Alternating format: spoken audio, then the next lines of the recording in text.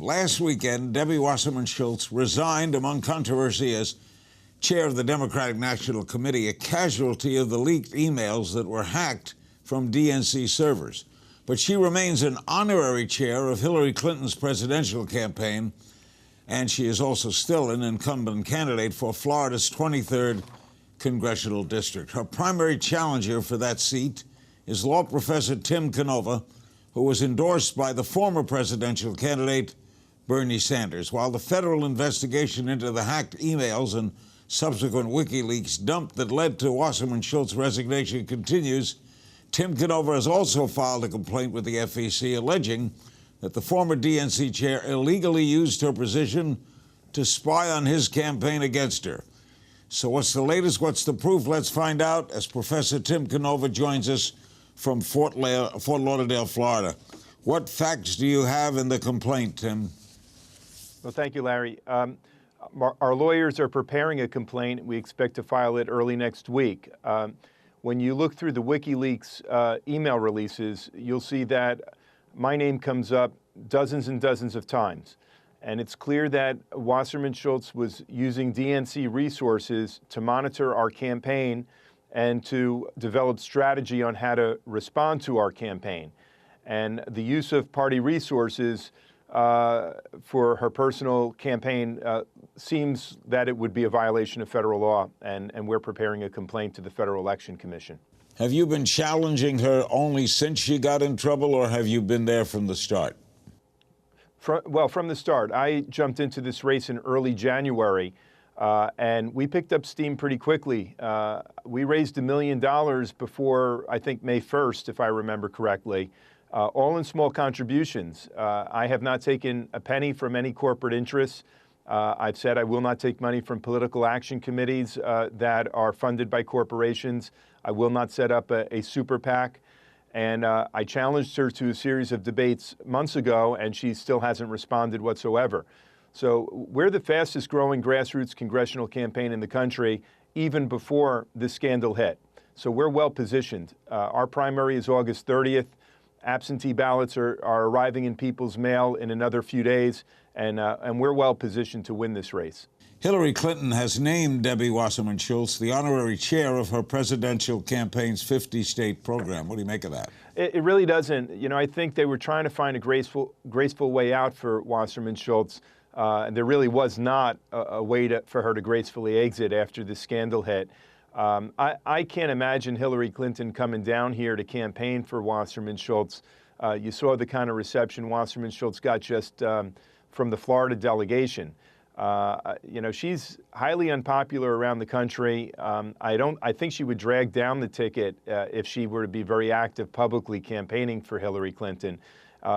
Hillary Clinton should be hoping I win this primary. We will bring a lot more voters to the polls than Wasserman Schultz. We're drawing independents and Republicans, actually, who are re-registering Democratic just to vote for us. Will Bernie campaign for you? I'm hoping. The news accounts that I've read makes it sound like it's a real possibility. I know he's been quite busy with the convention, but I think once the convention's over, we can start planning ahead, and I'm hoping he will come down here and campaign with us and for us. What do you make of the allegations that the DNC was hacked by Russian operatives and that Putin is attempting to meddle in the election to help Trump? You know, your guess is as good as mine. You know, I'm not sure what to make of it. You know, we've seen over the last few years some major hacks of U.S. government computers by the Chinese, maybe by Russians as well. So it's certainly possible. And, you know, while I don't condone foreigners hacking computers here, I've been more focused on what the revelations actually have been. And it has been disturbing. It really reflects poorly on Wasserman Schultz's judgment and her character. You know, I'm not sure how folks will trust her in the future. You supported Sanders. You will vote for Clinton, right? Yeah, I've said all along, Larry, that I will lend my support to whoever is the nominee, whoever the convention chooses to be the nominee. And that is still my position. And, you know, I probably won't be able to lend a lot of support until August 30th. That's our primary day. After that, I'll be able to work hard for the nominee, yes. Even if you should lose? Excuse me? Even if you should lose the primary. Well, you'll forgive me, but I haven't entertained that as a possibility. Okay. All right. Why did you decide to get in this race? Well, I had gotten active last summer with the Citizens Trade Campaign, lobbying the entire Florida delegation against the Trans-Pacific Partnership.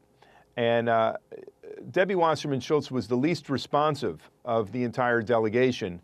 She voted to fast-track the agreement. And in the course of our efforts, we discovered that she had taken $330,000 from very large corporations that are pushing this bad trade deal. And it became apparent that this is a pattern with her. It's not an aberration. And this has been PolitiFact-checked. It's up online. The Center for Responsive Politics keeps track of all the donations to politicians. And Wasserman Schultz, in the course of her career, has taken millions of dollars from the largest corporations and Wall Street banks. And a lot of her constituents didn't realize that she had been pushing their agendas on issue after issue. And that's what first got me looking to challenge her. And like I said, I jumped in January, and the campaign's going very well. I'm a law professor, and I have been for 20 years. And you know, what I see every day with my students and students at other universities, this is not an easy job market for this generation. And this is what has frustrated me. As a law professor and a scholar, I've been writing for years critically about the deregulation of Wall Street and the Federal Reserve's bias towards Wall Street instead of Main Street.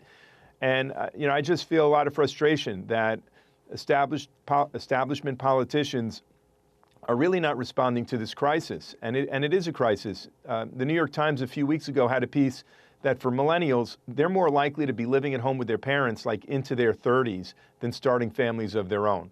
You know, the economy has bounced back fine for Wall Street. The stock market, real estate prices in you know, downtown Manhattan, for instance, and downtown Miami. But, you know, for most working folks, this is an economy that's been stuck in the mud.